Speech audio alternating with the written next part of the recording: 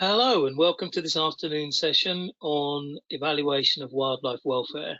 I'm Angus Nurse, I will be your chair for this session, and we have 4 exciting papers that will take us through this session. We will have questions after each of the papers, and I'll be keeping an eye on the time as well. So our first speaker on the topic of evaluating wildlife welfare outcomes from a welfare prioritisation using a Delphi approach is Professor Cathy Dwyer. Cathy was appointed Professor of Animal Behaviour and Animal Welfare at SRUC, Scotland's Rural College, in Edinburgh in 2011, and has a joint appointment with the Royal School of Veterinary Studies, where she's the director of the John Marsh's International Centre for Animal Welfare Education since 2016. In 2019, she was also appointed by Scottish Government to chair the Scottish Animal Welfare Commission, which provides independent scientific advice on animal welfare to ministers. Cathy sits on a number of advisory bodies for government, retailers and NGOs to provide animal welfare advice. So without further ado, Cathy's talk on evaluating wildlife welfare, outcomes from a welfare prioritisation using a Delphi approach. Good afternoon, and thank you to the organisers for inviting me to speak at this really interesting conference about wildlife welfare. In this presentation, I'm going to tell you a little bit about some of the work that we have done looking at welfare prioritisation using a Delphi approach. And I just wanted to acknowledge my co-authors who worked on this project with me. It was Fiona Lang, Heather Bacon and Melanie Connor. So just to start with a little bit of background to the project. So we started from the premise that animal welfare is about what the animal feels. And if that is the case, then we can prioritise different welfare issues based on the severity, the duration of suffering, or the prevalence of that particular issue, so numbers of animals that might be suffering. But within the paradigm, when we started to think about this, we wanted to consider whether is it possible to do this sort of prioritization empirically. And there are a number of limitations or issues that we had to overcome if we wanted to do it in this way. For example, there are limited objective welfare assessment tools available, and often they are specific to a particular species or a particular context and don't allow us to compare easily between different contexts. There's also the sort of philosophical thinking about how we might compare the suffering associated with something that might be very severe or very intense pain, but maybe relatively acute, lasting only a short period of time, in comparison to something that might be prolonged, even if the severity of suffering at any one time is less, but could last for the duration of an animal's life or for a very prolonged period of time. And this is also important if we consider whether this should be considered in terms of days, weeks or months, or within as a proportion of the animal's lifespan. When we think about prevalence, should that be the total numbers of animals suffering, in which case often populations are made up of a large numbers of animals, even if only a small percentage of that population experience a particular issue, that would put them very high up the list in terms of our ranking. Or should it be a proportion of a population? So even if a population is not very numerical, if 90% of the population experience a particular welfare issue, should that be seen as more important than something that occurs at a lower frequency in a larger population of animals? And another related issue was whether we actually have good evidence of prevalence anyway to make these sorts of comparisons. So because of all these difficulties in terms of looking objectively at this issue, we used expert consensus to address this issue. So we relied on the expertise, the knowledge and the experience of a group of experts drawn from a wide base who may be able to give us some information about these different welfare issues. So the work I'm going to talk about today was work that was funded by the Animal Welfare Foundation, and they had asked us to carry out a Delphi study. So the aim of this study was to create an overall ranking of welfare outcomes for animals in the UK, so managed animals within the UK. We rather ambitiously included 10 different species groups in this study, but obviously today I'm only going to focus on the work that was carried out on wildlife. But what you can see that for most of these, most of the parts of the study, they were single species, but for exotic pets and wildlife, we were actually looking at multi-species groups as well, so that kind of increased the complication of really what we were trying to achieve. And because of the issues that I already outlined, the study used expert opinion as the basis for looking at the welfare issues or the impact of the welfare issue on the animal. And we use that in our ranking and prioritizing, using something called a Delphi procedure, which has several iterations, and we somewhat modified that, and I'll explain in the next slide the modifications to that procedure and how it was carried out. I think it's important also to explain that the framing of the questions that we asked our experts really led them to focus on negative aspects of welfare. So we talked about welfare issues, we talked about ranking on the basis of severity, duration, and so on. And that really meant that although we didn't explicitly tell our experts to focus on negative aspects, that was the way that the questions were framed. So we didn't really consider positive aspects of welfare. So this was the design of the study for all species, but I will really just direct you to the green boxes below the yellow line and where wildlife is situated, which you can see has been circled here. So this was the process that we carried out in carrying out our prioritization. So we initially recruited experts from a wide range of disciplines as we could come up with for each of our different species groups.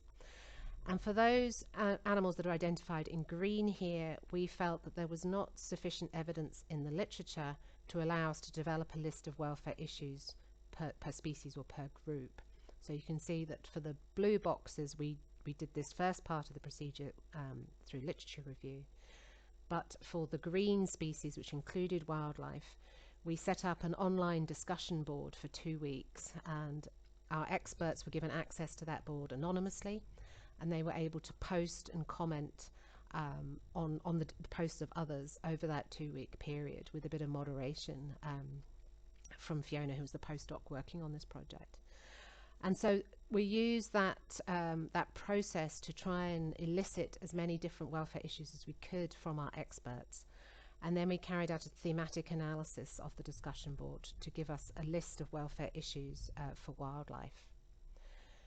So in the first stage of the Delphi process in round 1, we sent that list of all the welfare issues to our experts, and we asked them to use a Likert scale, 6-point Likert scale, to assess the severity, the duration, and the prevalence of that welfare issue in their opinion or their perception of that for each of the different welfare issues that had been generated in the discussion board.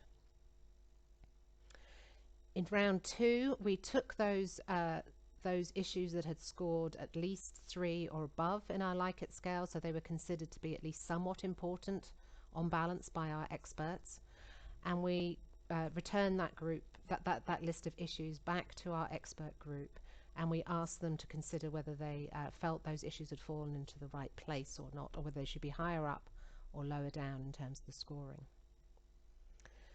In the final part of the work in round 3, and this is the modified part of the Delphi, we used a workshop to finalize our priorities with the goal of encouraging discussion. So at this point it was no longer anonymous between our experts, and we wanted them to try and reach a final prioritization for the number of issues, or approximately 10 issues per species, as the most important or the key welfare issues.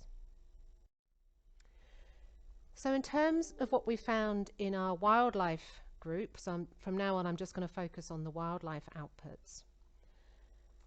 So from the thematic analysis of our discussion boards, we identified 54 different issues that our experts had generated.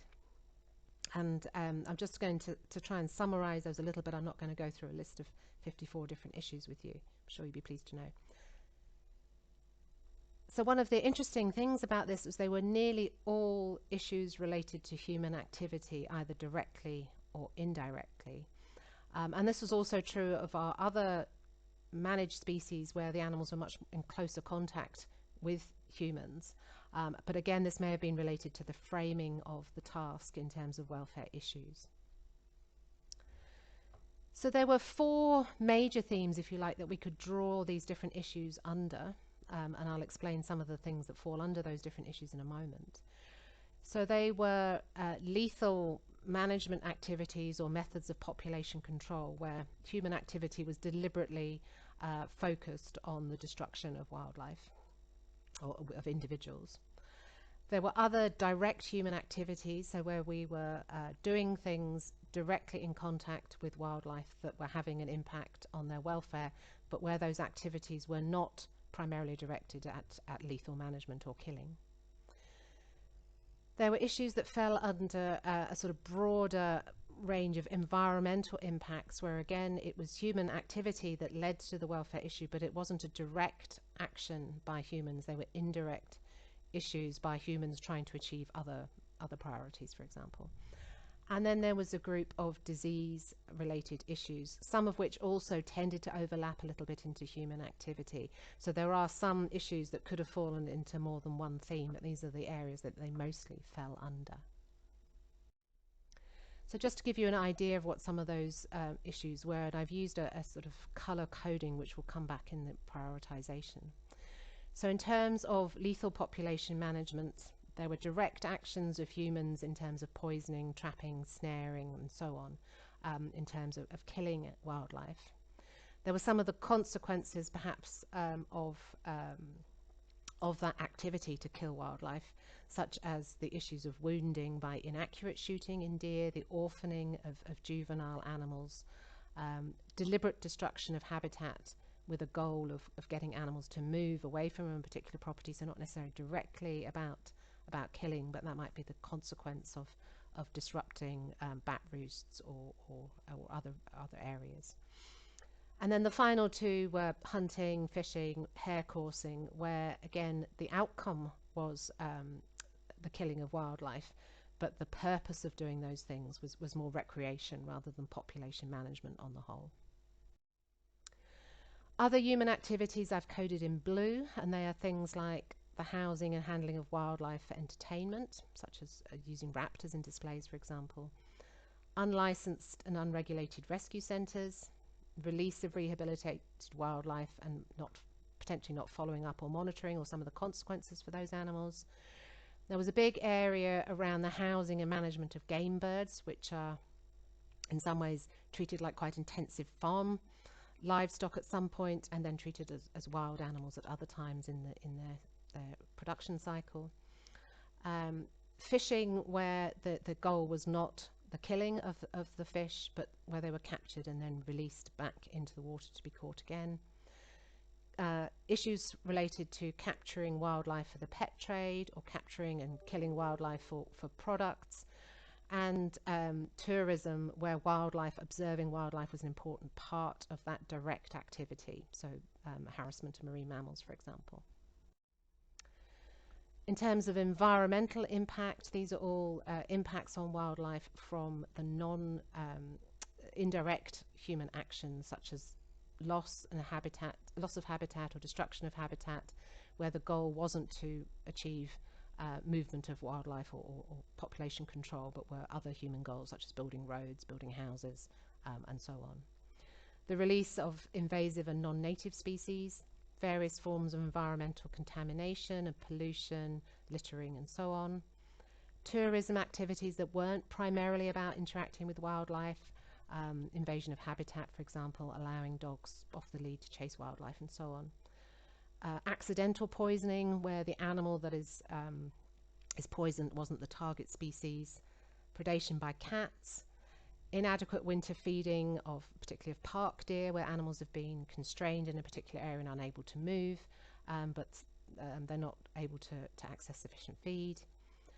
Bycatch of other species by fisheries, and various forms of collision, either with structures or with traffic. So the disease list included emerging infectious disease, parasitism, pathogens spread from released wildlife, so this starts to overlap again to human activity. Scabies in urban foxes was a specific disease that was mentioned. And then some of, again, the interactions by humans in terms of feeding wild birds and wildlife, and the potential disease costs or consequences of those activities. So for the wildlife groups, these are the two prioritized lists, and we eventually ended up with a prioritization that focused on the individual animal in terms of the severity or the duration of suffering, and at the level of the population, so the perceived prevalence of a particular issue. So you can see, and this is where we came back to the color coding, that things where we either have direct human interactions, either lethal management or direct interactions with animals, were generally seen to be the most important in terms of welfare issues, with some of the more indirect things around environmental changes also featuring in the lists. So, and you can see also between those two lists that there's actually quite a lot of similarities. The ordering changes a little bit, but lethal wildlife management, hunting, captivity, translocation or actions that we might take to move animals from one place to another, fishing, predation by cats, collision with infrastructure, environmental pollution or contamination, live capture and non-target poisoning appear almost on both lists.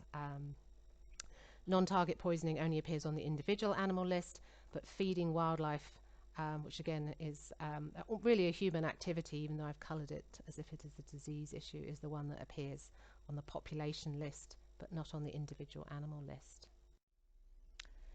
So just to conclude from this study, the consensus was difficult, and although we sort of forced our experts to reach some final conclusions in terms of their prioritised lists, often a lot of these comparisons were not truly equivalent, so it was challenging to reach those sorts of rankings. And we really faced our experts with a large number of difficulties, so we set them up almost an impossible task.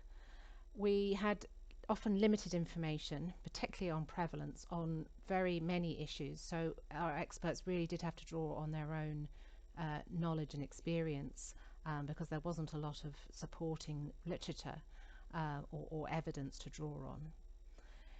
The ranking was pretty challenging in many cases, not just in the wildlife group, particularly when it was done anonymously, but we did see an improvement in consensus with the sort of discussion and debate that could happen in the workshop, where we could delve more deeply into any of the particular issues. For those groups that were looking at multi-species, so the wildlife group in particular, looking at ranking across species was really quite a difficult challenge for some of the things that I talked about in the beginning of the presentation. And often the focus was on sort of broader concepts that might apply to many different species rather than things that were specific to one species alone in the wildlife group. And again, just to sort of come back to the idea that there was a focus on negative issues, and so we didn't consider positive welfare issues in this piece of work. So I guess the final sort of concluding thought is whether this method of evaluating wildlife welfare is useful. I think what it did do was to sort of gather together a range of different issues and really try and understand the sort of things that, the multiplicity of things that wildlife might be facing. I think probably we didn't get as far into the wildlife prioritization as we might have been able to do because of these challenges. So it starts to look at what things do we find important, but I don't think it sort of reached a final conclusion. It was really the sort of the best place we could get to, given the limitations of what we didn't know. So really, I would just like to acknowledge the funding from the Animal Welfare Foundation and to our very large group of animal welfare experts who very kindly tried to grapple with our really difficult study, and in particular this group of experts who came and joined us in Edinburgh for the workshop. Thank you for your time and your attention.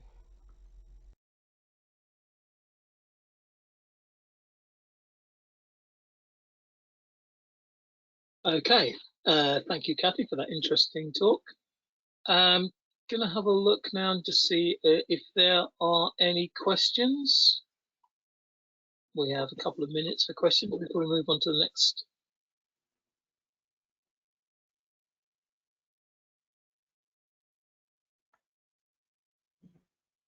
Okay, I don't see any.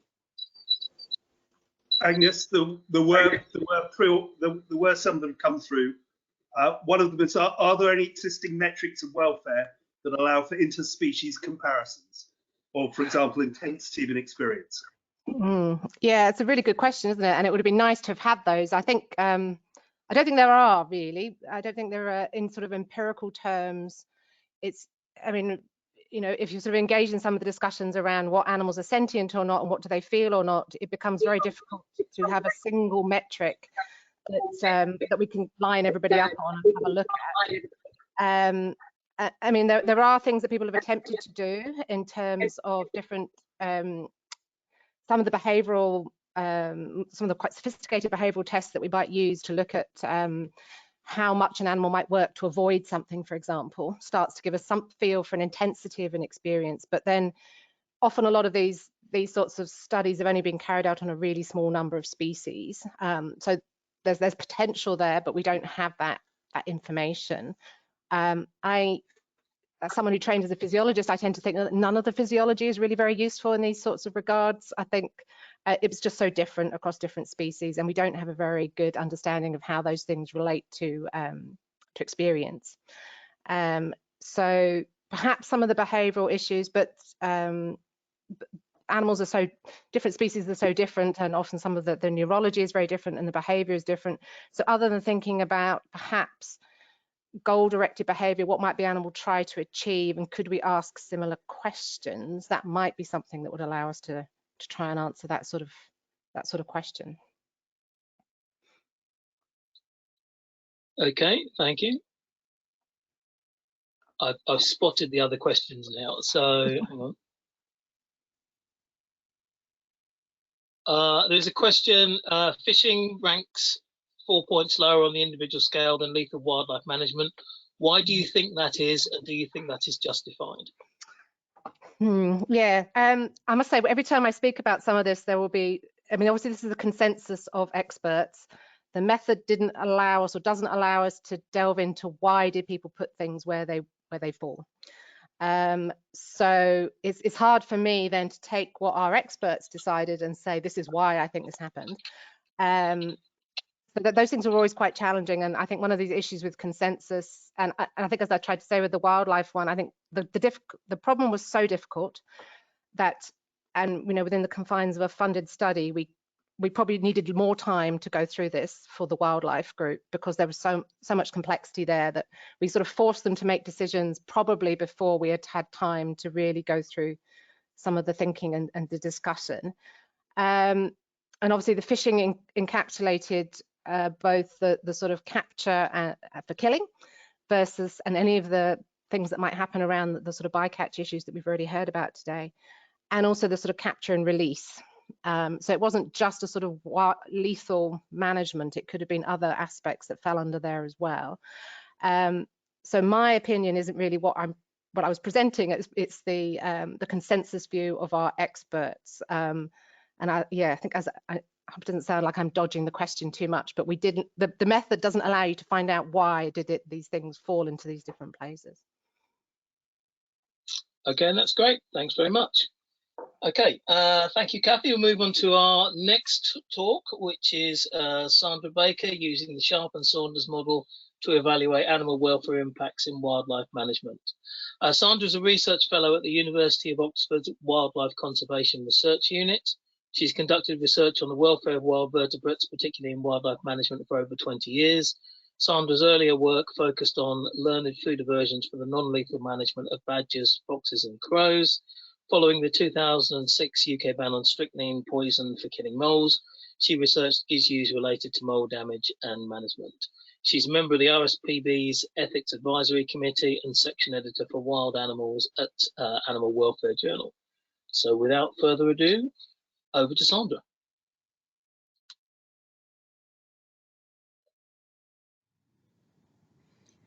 Including animal welfare in decisions about wildlife management is important, but often not properly considered, or even not considered at all. Today I'm going to outline a model for assessing the welfare impacts of different wildlife management methods, and for doing this in a structured and repeatable way.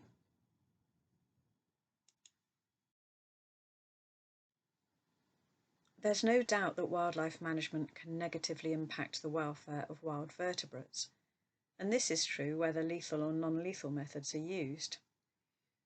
It's now increasingly recognised that there are both moral and legal obligations to reduce these welfare impacts wherever possible. For example, under the 2006 UK Animal Welfare Act, it's an offence to cause unnecessary suffering to any wild vertebrate under the control of man, including those animals held in a trap. The welfare impacts of management methods on target animals need to be properly assessed so that decisions about management can take target animal welfare into account, alongside other factors such as the effectiveness, cost, ease of use, safety, and also the non-target welfare impacts of management methods.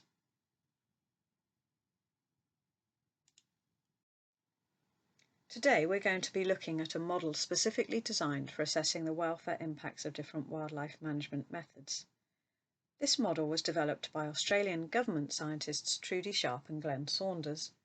Their original model was published in 2008 and a revised version was produced in 2011, and it's this revised version that we're looking at today.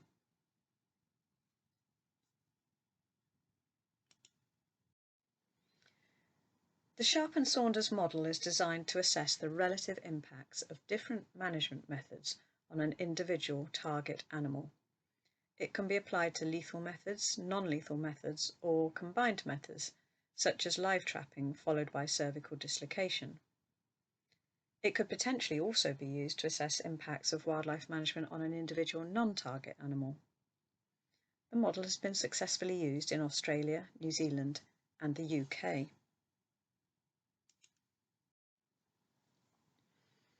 Additional benefits of the model are that the assessments can be used to help identify how the welfare impacts of a management method might be reduced, as well as identifying any gaps that exist in the data and which could be addressed by research to inform future assessments.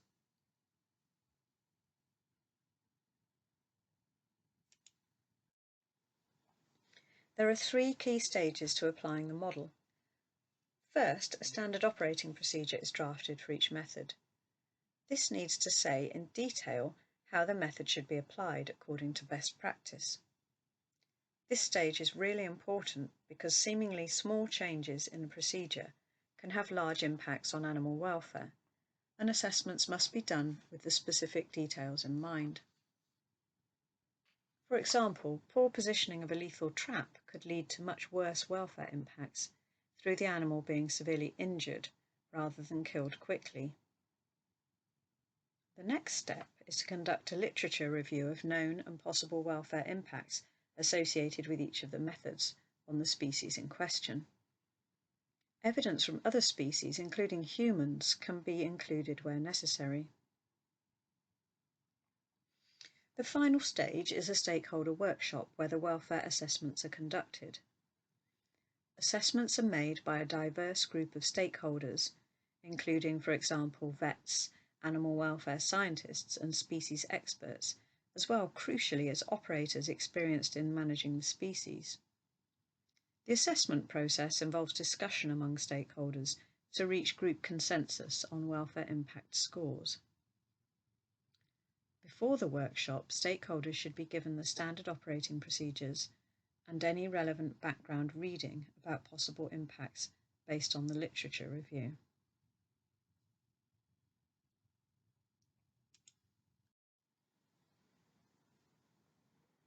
The model consists of two parts. Part A examines any welfare impacts on the animal before any action that causes death. Impacts are assessed under 5 welfare domains, broadly considered as nutrition, environment, health, behavioural or interaction, and mental state. Part B of the model examines the welfare impact of the killing method where concerned. Lethal methods will be assessed under Parts A and B of the model, and non-lethal assessments under Part A only.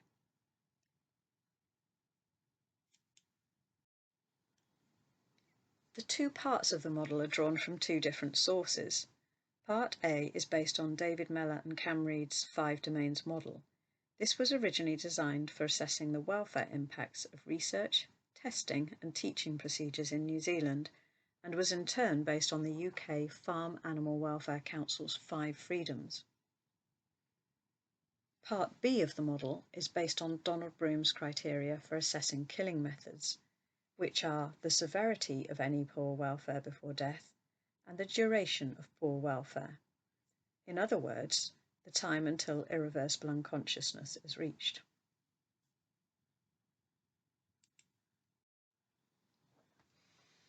The model sets out some general rules for conducting the assessments, and these are as follows. The assessment relates to the best practice standard operating procedure. It should be assumed the method is administered successfully, and assessors should consider the impact on the majority of animals in the majority of situations. The impact is assumed to be the impact at time of maximum impact, and the duration is the total duration of any impact, to the point of irreversible unconsciousness for lethal methods. Impacts can be extrapolated from other species if necessary, and importantly, where it is unclear whether the animal experiences a certain domain 5 or effective impact, the animal should be given the benefit of the doubt. For example, if there are circumstances under which a human would feel nausea, then an animal should be considered capable of experiencing nausea in the same circumstances. So this is an overview now of how to apply Part A of the model to any actions prior to the action that causes death, if there is such a thing. Part A would also be applied to a non-lethal method. First, a welfare category or range of categories is assigned to each of the physical domains, and these domains are shown down the left-hand side in grey. The impact categories range from no impact through to severe impact. Through to extreme impact. Assignment of these categories is done by the stakeholders through discussion and consulting a set of impact scales. Here are the impact scales for domain 1, just as an example. And you can see that down the left-hand side, the impact categories are given, and alongside each, there's a description of the impact and some examples. And there's a scale like this for each of the 5 domains. Next, the evidence from the physical domains 1 to 4 is used to infer mental experiences under domain 5, which is the affective domain, and it's shown over here on the right-hand side in grey. Assignment of the category to domain 5 is again done with reference to the impact scales. The domain 5 impact usually equates to the maximum score for domains 1 to 4, but it could be greater.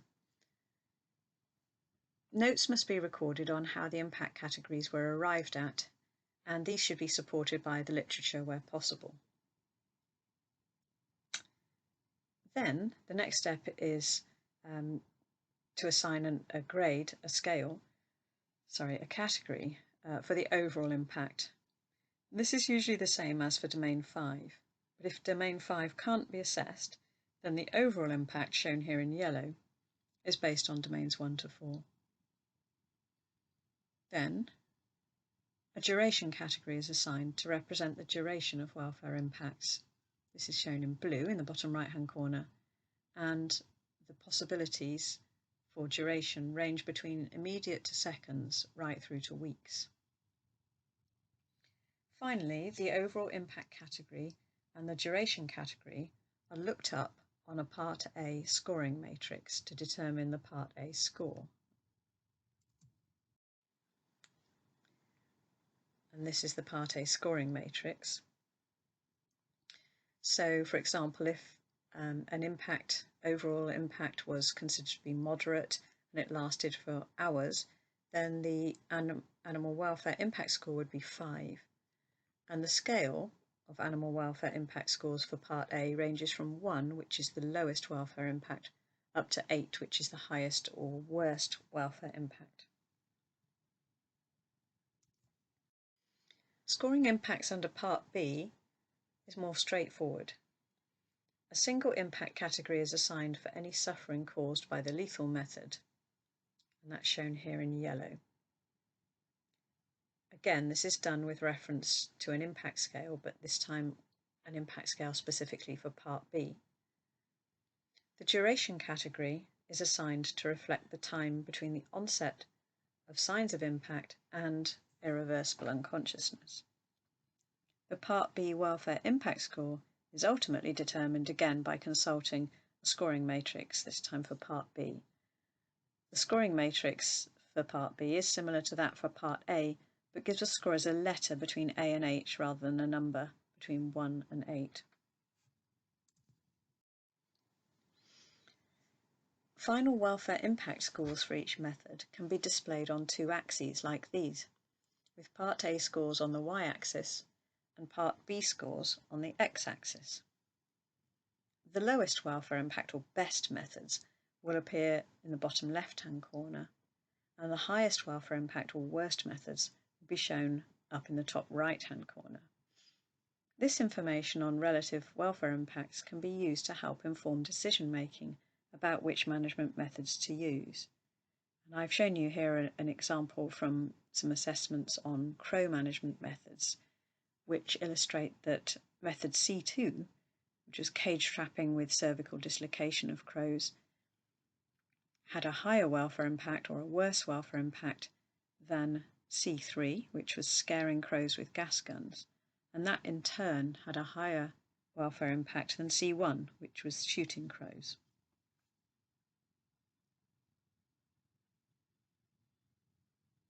This information on relative welfare impacts can be used to help inform decision-making about which management methods to use. However, as well as having the welfare impact scores for different methods, it's also really useful to know how confident the stakeholders were in the welfare scores they assigned. So confidence scores can be applied as part of the scoring process and published alongside welfare impact scores to help in their interpretation. Here is a simple scoring system used by Penny Fisher and co-authors in some assessments that they did. This is based on the kind of data that were available to inform the assessments, and you can see that the lowest confidence score was given where no animal data were available, but possible negative affective experiences were inferred for the method concerned from human reports. The highest level of confidence relates to a situation where no further data on animal suffering would assist in making the assessment, and confidence was high. The confidence scores can help identifying missing data that could be addressed with research to improve future assessments. And finally, it's a good idea before beginning the assessments to ask stakeholders to agree to follow the principles of the model. This will be an opportunity to remind them to think objectively so that the welfare impact scores produced are broadly comparable between methods. I'd like to finish by thanking both Nio Beausoleil and Trudy Sharp for their help in allowing me to understand how to apply the Sharp and Saunders model. And I'd also like to thank my sponsors, which include the Eleanor Patterson Baker Trust and also the University's Federation for Animal Welfare and the Animal Welfare Foundation, who are currently funding a piece of research involving use of this welfare assessment model. Thank you.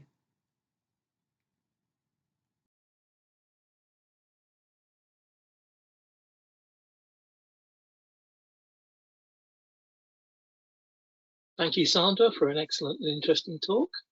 I think we have time for a couple of questions.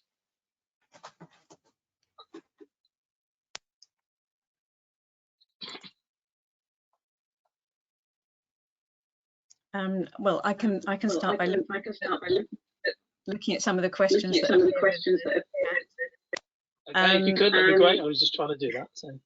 Okay, I'm hearing some feedback. I'm not sure if that's at my end. I see a question that mentions a potential issue where assessments are done according to a standard operating procedure which is written to meet best practice, whereas people administering management methods may either be following manufacturers' instructions which don't quite come up to the best practice standards, or they might be doing conducting interventions in a different way, a much worse way even than the manufacturer might suggest is necessary. Now, obviously, I mean, that's a fantastic question, but we have to start somewhere with these assessments. And so it's always best to aim at what should be going on, so that the ideal situation. Because, of course, there are umpteen or even infinite ways that people could perform methods badly or to a lower standard than the best possible practice method. But one way in which the model is really useful, and I don't know if this has been done yet, potentially, is to assess the welfare impacts when a method is conducted according to best practice, and then separately assess welfare impacts when the method is conducted according to some perhaps worse standard. And by comparing the outcomes from both those assessments, the model highlights quite nicely for you where any possible increases in welfare impact have occurred. And that will then allow you to address or perhaps more vocally emphasize that people need to stick to the best management practice by making reference to the assessments that have been made. The same sort of idea could be used for looking at potential improvements in methods. So if you've got a best practice method currently, you might be able to hypothesize a different way of applying that method, which could potentially reduce welfare impacts and be better for welfare.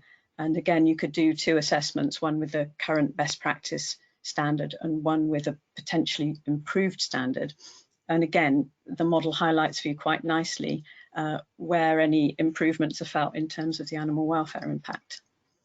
So it's a very good point, and there is hope that the model can be used in that way in all sorts of exciting ways to try and improve the welfare of animals. Okay, and there's a question on, would you mind expanding on the crow outputs? Would a lower welfare impact score for shooting lead to recommending shooting over scaring? It could well do. I mean, obviously there will be all sorts of other factors involved. Welfare is only one of them. There'll be the costs, the safety, the ease of use, all sorts of things. But also there'll be the circumstances of the particular problem that the manager is trying to address. So it's not cut and dried that anybody is ever going to just follow the outcomes of welfare impact scores without looking at all the other factors as well. Okay, and I think there's time for just one more. You rely on a model where severity can be traded with duration of suffering. So severe suffering for a short period equals mild suffering for longer time. Is this plausible? No, that's very true, and that's a point I've made in the paper that's shown, that I did show actually while I was giving my talk. I can see it here now. It's the 2016 paper. We do run through some of the limitations of the model, and that is one of them. A model is a model. It's not reality, and the idea of a model is to help you to collate information and glean new information. And so this is a good way of doing that. Obviously, it can't be perfect, and the array of possible interventions that it was designed originally to assess are so enormous that it had to somehow categorize impacts and durations. But what could be done is that if, for example, you were looking at one type of intervention, for example, different types of traps for trapping moles, you could potentially change the model to suit that more favourably. So, for example, if traps are likely to kill animals in minutes, rather than having categories that go from immediate to weeks, you could have more categories which kind of string out the durations and give you a finer resolution of welfare impact score as a result. Okay, that's excellent. Thank you, Sandra. Thank you, moving on to our, no problem. So moving on to our next talk from Stephen McCulloch. Stephen is Senior Lecturer in Human Animal Studies and Programme Leader for the BA Animal Welfare and Society at University of Winchester, I believe. Stephen is author also, so I'll rephrase that. Stephen's research is focused on the ethics and policy of animal protection, and his research has argued that UK government policy excludes the interest of sentient animals. He proposes mandatory animal welfare impact assessment and independent ethical analysis to reform policy making. And so without further ado, Stephen McCulloch's talk on government decision making on wildlife conservation and animal welfare. Hello everybody, my name is Stephen McCulloch and I'm the Senior Lecturer in Human Animal Studies at the University of Winchester in the UK. First of all, big thanks to the UK Wild Animal Welfare Committee for inviting me to speak today. And my presentation is on government decision making on wild animal welfare, applying impact assessment and dealing with moral disagreement. I've structured my presentation in accordance with the committee's 3 questions as outlined in the programme. Number 1, does wild animal welfare matter? Number 2, can it be assessed? And number 3, how can wild animal welfare be optimised? I understand there are over 400 delegates today, which is excellent. I assume many people are listening in from around the world. And I wanted to say that the claims and the suggested reforms that I discuss in my presentation are based on research conducted in the UK on the Westminster government, in particular animal health and welfare policy in England. But I believe many of the reforms and many of the points that I'm making are effectively universal, relevant for jurisdictions all around the world. So the first question is most easily addressed. Does wild animal welfare matter? And the simple answer is yes, assuming that beings with a welfare are sentient, and so that's all vertebrates, possibly many invertebrate species as well. As moral beings, humans have a strong obligation to avoid causing harm to sentient beings, and ideally we should be promoting the well-being of sentient animals. Governments, parliaments and courts around the world have a fundamental guardianship role to protect the welfare of all sentient species, including wild animals. And these principles are recognised in the European Union Treaty of Lisbon, Article 13. For our purposes, the treaty states 2 things. Animals are sentient beings, and the Union and member states, i.e. the governments, must pay full regard to the welfare requirements of animals.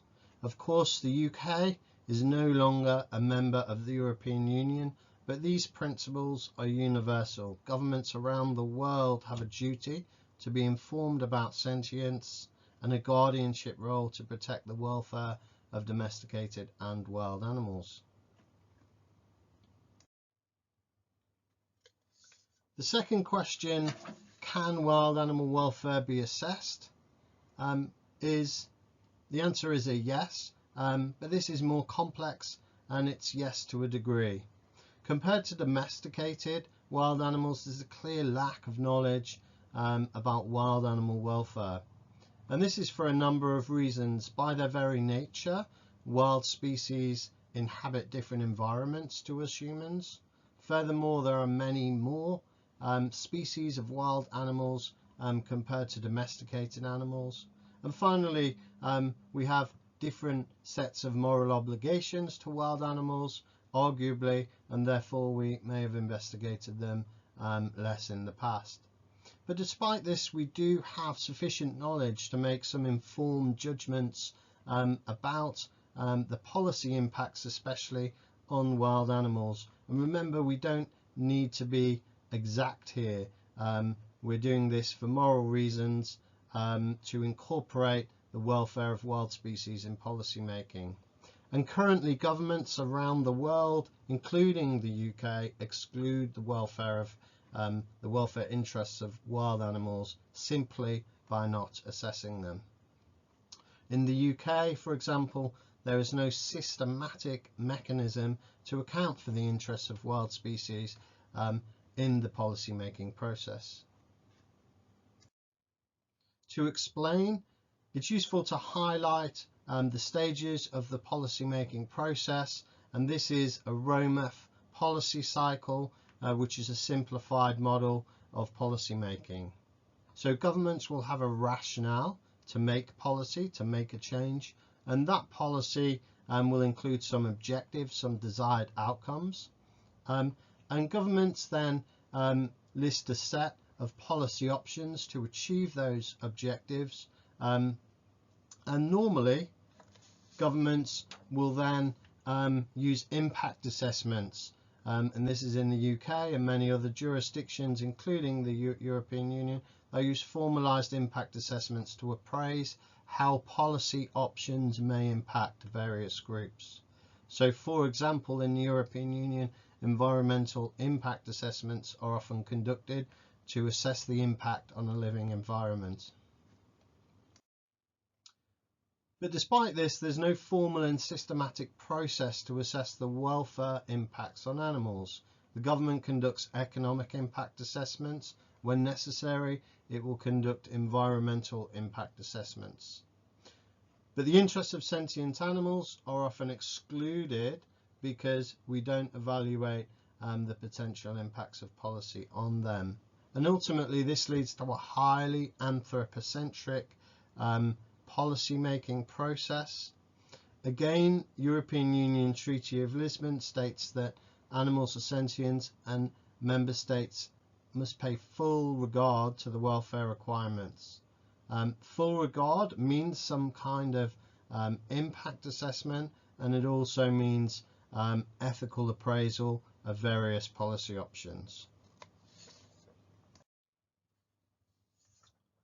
So the third question posed by the Wild Animal Welfare Committee is, how can wild animal welfare be optimised? And there's three parts to this answer in my view. First of all, by recognising that wild animal welfare matters, and historically we focused much more on the conservation of wild species rather than the welfare. Secondly, we need to address knowledge gaps, and there are big knowledge gaps. Other speakers will discuss this area more. My particular presentation is much more focused on reforming government policy making structures and processes to better account for animals.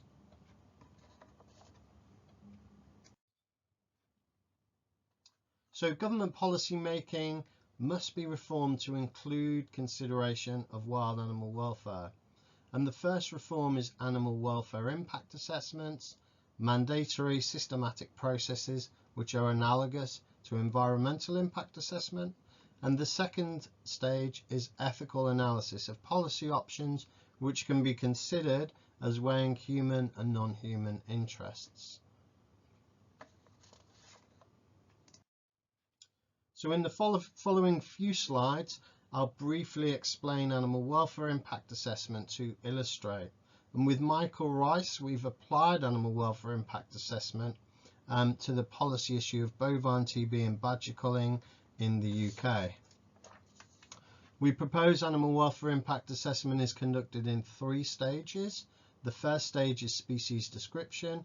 The second stage, a kind of brainstorming process, is the harms and benefits list. And the third stage is animal welfare impact assessment analysis. So here's an example of an animal welfare impact assessment. Species description for the badger, and the key point is that the species description includes information which is likely to be morally relevant to take through later into the ethical appraisal stage. So for instance, the local and global population numbers of the species, the human use or relation, the natural and normal lifespan of the species, the IUCN status, and so on.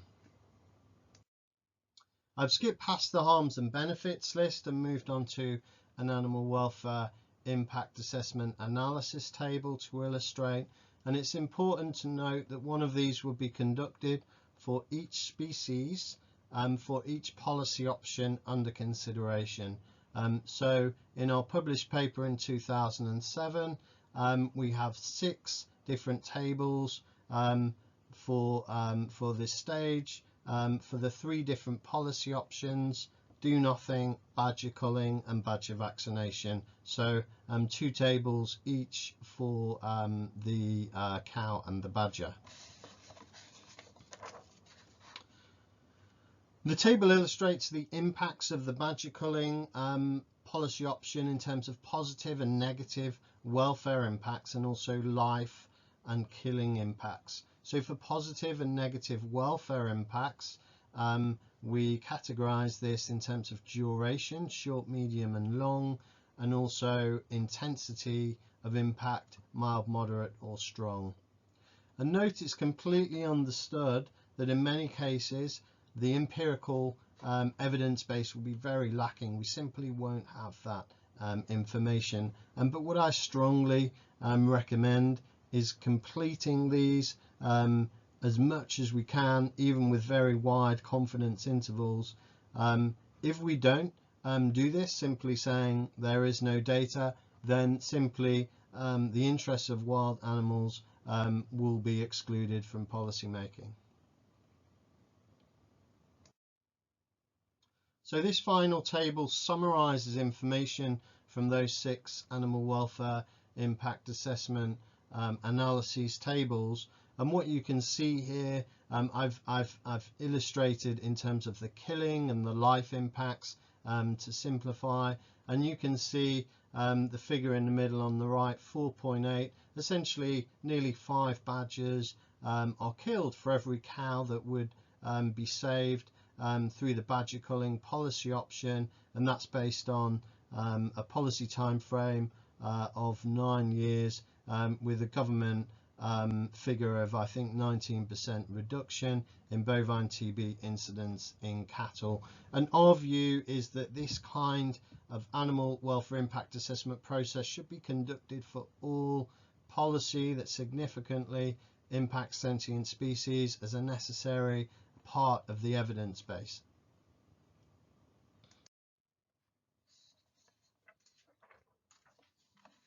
But the impact assessment is just the first stage required to incorporate the interests of wild animals in policy making. It provides empirical data, but animal health and welfare policy is inherently normative. There's a moral dimension to policy making, and this is for 2 reasons. First of all, wild animals are sentient. Their lives can go well or they can go badly. And also policy making involves the distribution of scarce resources. There are winners and losers in policy, and therefore there must be an ethical appraisal of policy options. This is a necessary requirement to incorporate the interests of wild animals. And this slide here illustrates the difference between the status quo, which effectively leads to the exclusion of wild animal interests from the policy making process, and a reformed policy making process which includes accounting for the interests of wild species. On the left, there is no systematic animal welfare impact assessment, there is no ethical appraisal of policy options, and ultimately this means that the government will push through its agenda, dependent possibly on the whims of those in power, without incorporating the interests of those wild species. On the right, in a democracy, it's always going to be up to the elected decision makers to actually make the ultimate decision on policy, but at least here we're including the empirical welfare impacts and informed ethical appraisal. So how should we deal with conflicts, moral conflicts in policy making? And unfortunately, there isn't a simple calculus or one single moral framework that we can use to provide an answer to this question. The first step is simply recognizing the inherent normativity of moral and the moral dimension in policy. Secondly, a public body with a requisite experience must be established. Expertise must be established, expertise in ethics and law in particular. The ethical appraisal must be rigorous, and there is no one moral framework that can be used. A range of frameworks, established framework like the utilitarian framework, the ontological framework, virtue-based framework, and so on should be used. The public body should then publish reports of its findings that will promote public discussion and parliamentary discussion and debate, as well as inform government decision making. So in our research, Michael Rice and I have proposed a UK Ethics Council for animal policy to put ethics back into policy making. And there's a precedent for this in the human context, which is the UK Nuffield Council on Bioethics, which is an internationally recognised body that informs hugely important government policy, for example, on abortion or euthanasia or xenotransplantation, again inherently normative, very controversial issues. And given the far larger numbers of sentient non-humans, including wild animals, the lack of such a body, similar body in for animal welfare is another example of how anthropocentric our world is, with the exclusion of consideration of wild animals. In 2016 in the UK, the public narrowly voted for Brexit, and we formally left the European Union in 2020. And this means that actually wild animals are no longer formally recognised as sentient. Effectively, the moral and legal status of wild animals has been downgraded because we've lost Article 13. The UK government has committed to replacing Article 13, recognising animal sentience with appropriate accountability mechanisms. And this has led UK-based NGOs to lobby for an Animal Protection Commission, which I fully support, and such a body is necessary to genuinely incorporate the interests of both wild and domesticated species in British policymaking. And indeed, all governments around the world should establish such independent bodies, genuinely independent bodies, like an Animal Protection Commission. They're necessary and to conduct rigorous, fully independent animal welfare impact assessments on all government policy that significantly affects sentient species, and also ethical appraisal of policy options. Ideally, such bodies should be established by statute, they should be properly resourced, and they should be large bodies that include all of the necessary experience, including ethics and law, and representatives from animal protection NGOs.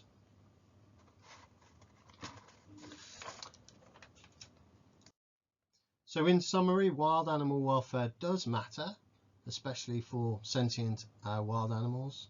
It can be assessed, but there is a limited knowledge base.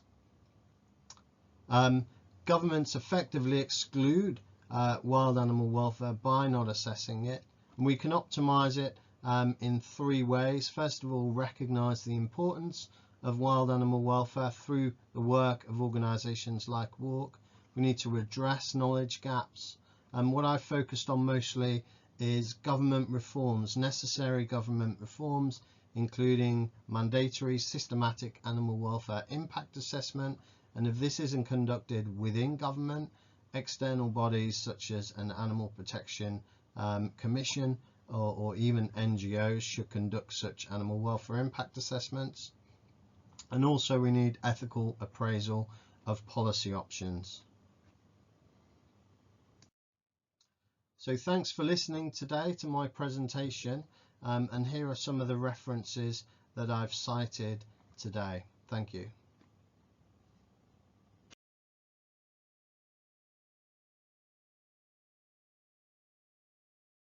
Thank you, Steve, for an excellent talk. We are running a little bit short on time, so we're going to move on to the next presentation and pick up questions for Steve's talk later on, if that's okay. Thank you. I see you nodding. So our final talk in this session is from Jessica Findlay. How do we ensure a consistent approach to embedding welfare and practical wildlife management? Jessica's been involved in wildlife management and conservation for the past 25 years, currently working with NatureScot. She's had roles in the Deer Commission for Scotland and the Moray Firth Partnership. Jessica's helped to develop NatureScot's position statement on wildlife welfare and is involved in helping to develop shared approaches to wildlife which have welfare at their core. So without further ado, Jessica Findlay.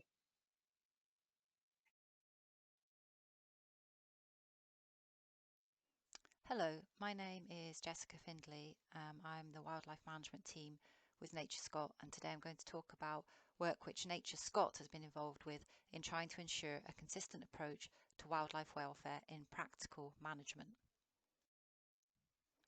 So why is NatureScot involved in welfare, and what is our role? Well, NatureScot is the lead agency in Scotland for wildlife and wildlife management. We get involved for a range of reasons: conservation and protection of rare species and habitats, support for rural employment, and to help connect nature and people. The way we do this includes both lethal and non-lethal control. For example, deer culling to protect trees, issuing licenses to prevent damage to livestock, and welfare is integral to all of our approaches. So welfare is integral to our approaches, but what do we mean by this, and how do we achieve it? Firstly, we needed to ensure that there was a common understanding of welfare across the organisation.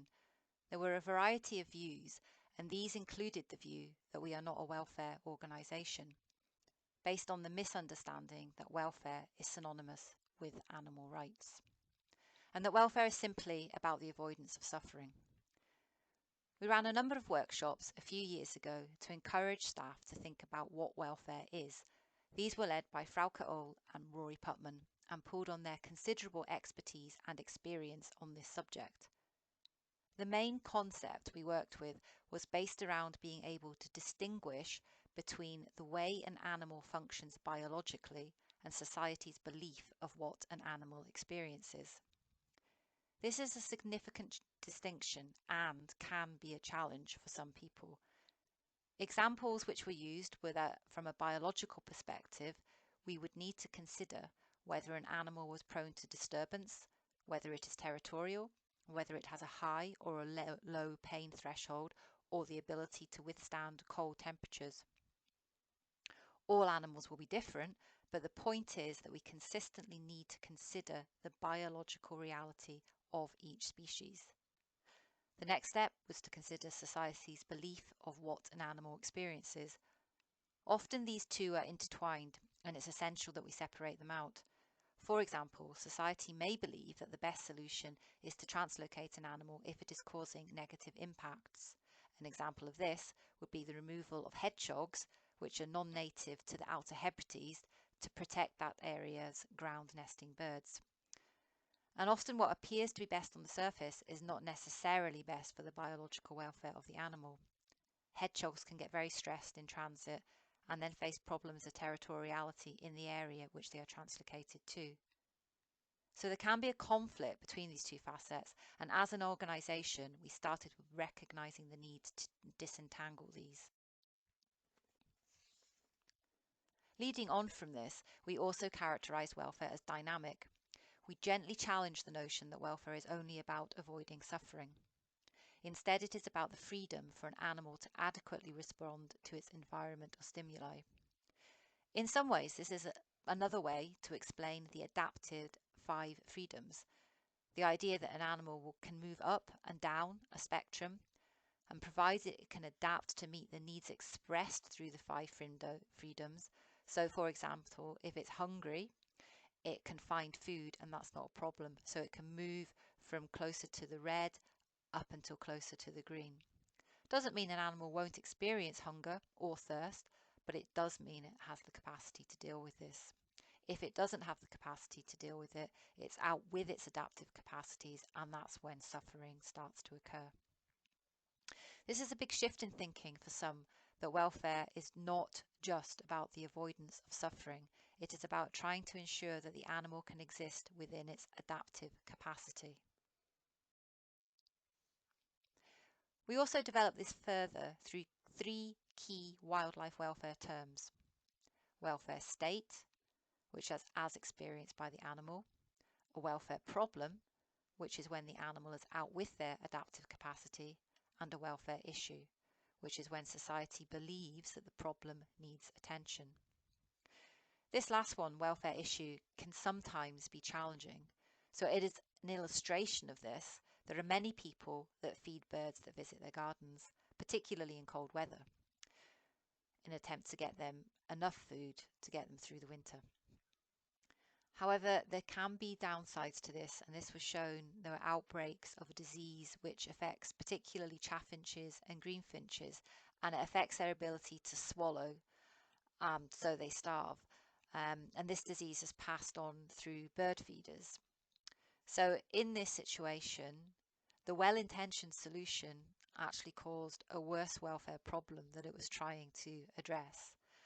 And this illustrates the need for us to develop our understanding of what underlines these 3 approaches.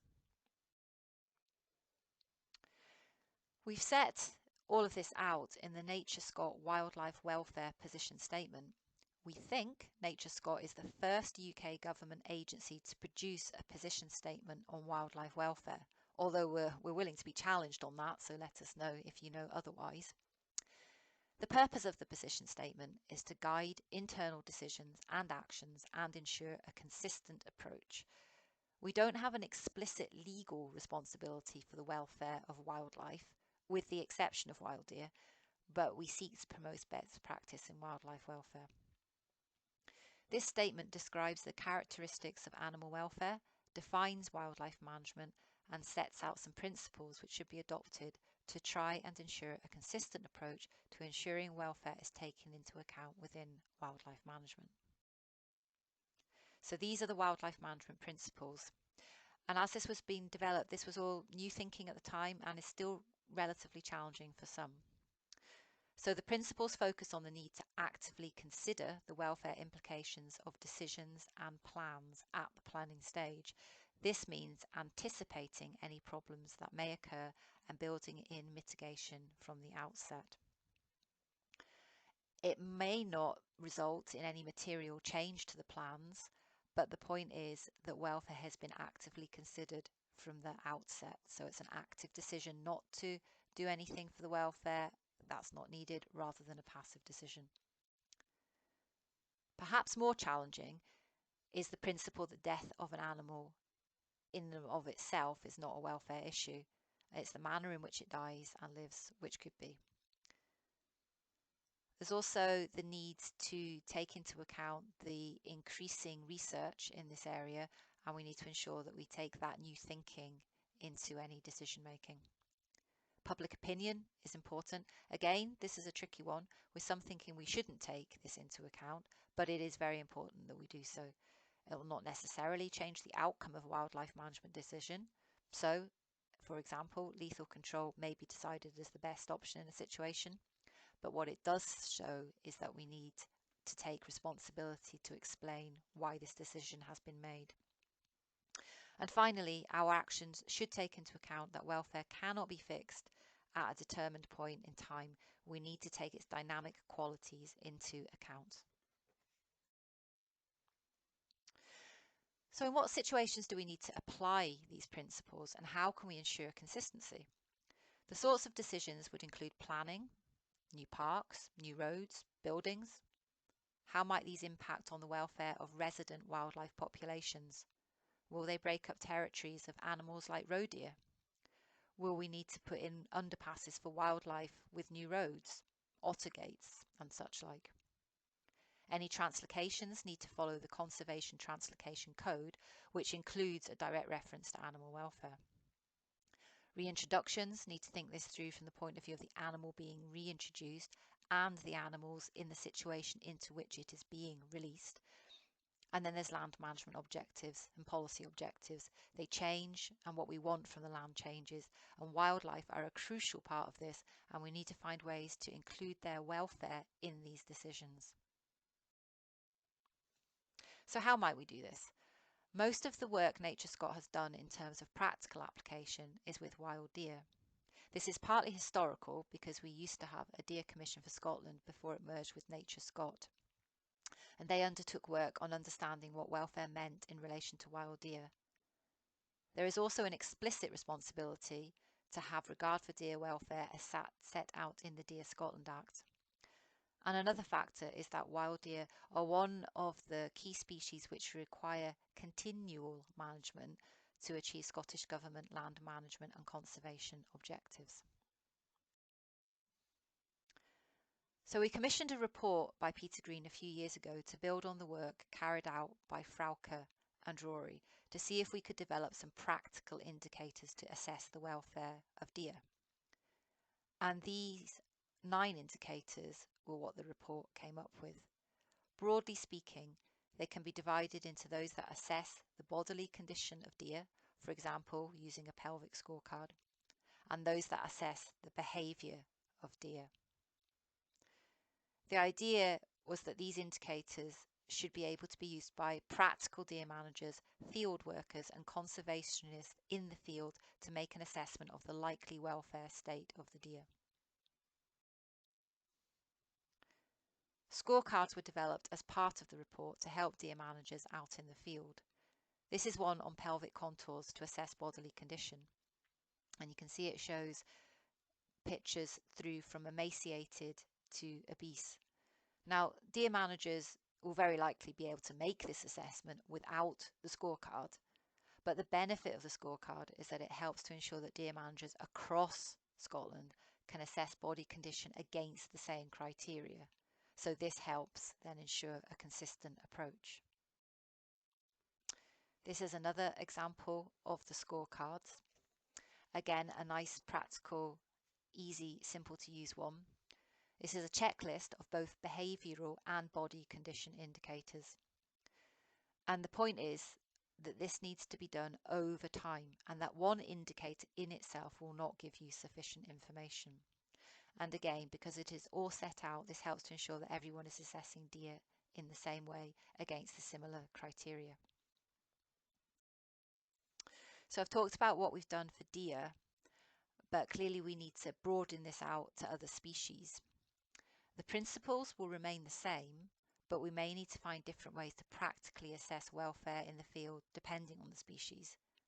We'll need to bring in others into these conversations with their own expertise and experience with different species, and we need to make sure that any metrics and approaches are developed collaboratively.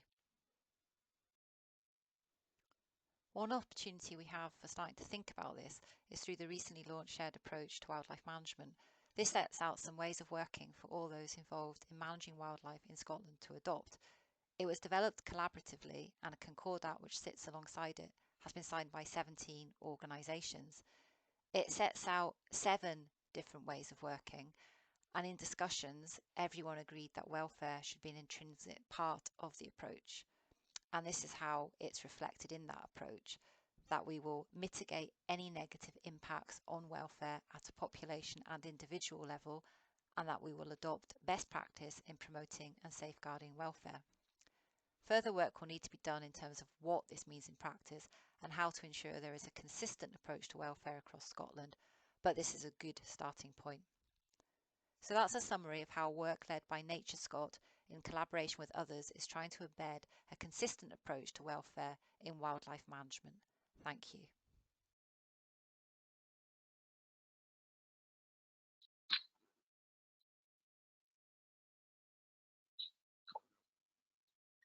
Thank you, Jessica.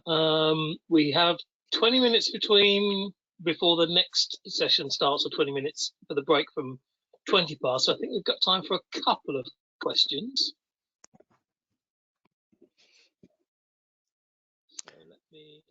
Okay, do you want me? I've just seen that there's one about understanding the relationship between ecosystem health and the three welfare terms. Will I try and answer that one? Yep, that sounds good to me. Great question. So probably try and answer that in relationship to deer, because we've done most of our work on that. And in descriptions of sustainable deer management, ecosystem health is absolutely up there.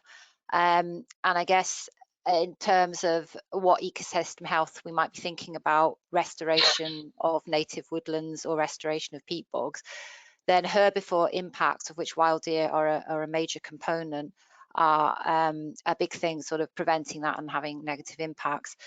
And the way that the deer are managed most effectively is through culling to achieve those ecosystem health objectives. So the question about how do we bring in the three terms, how do we bring welfare into that?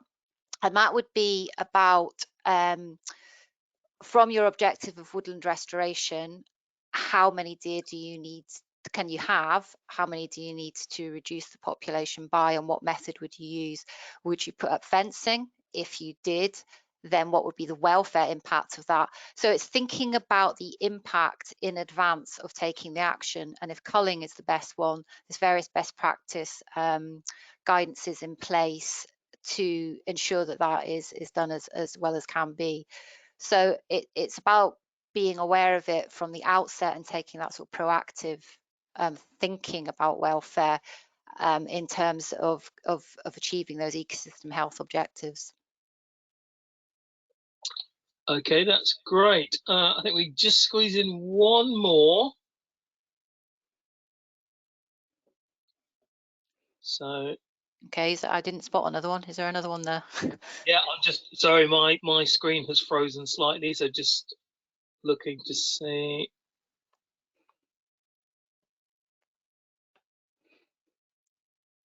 So one of the questions is, if death isn't considered a welfare issue, do you consider it an independent issue worthy of real consideration? Otherwise, we can be left with a situation like the crows in the previous presentation, shooting being more acceptable than scaring. This is surely counterintuitive. How does this pan out in your organisation's practice? And that's from Eva Reed. Yeah, thanks, Steve. Okay, thank you. Again, a really good question. So I guess coming at it from the point of view of it's the way, if lethal control is decided that is the best option to achieve whatever objective, then it's a case of it's a case of thinking about how the death occurs, and to try and minimize any negative impacts up to that point, but also how the animals lived before that as well. That's all is part of that dynamic kind of approach to it. So it very much is an issue.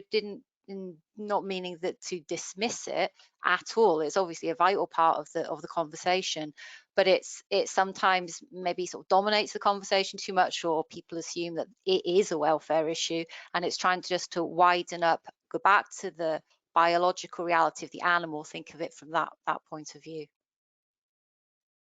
Okay, that's excellent. Thanks. I'd like to thank all of our speakers in this presentation, in this session, for their presentations.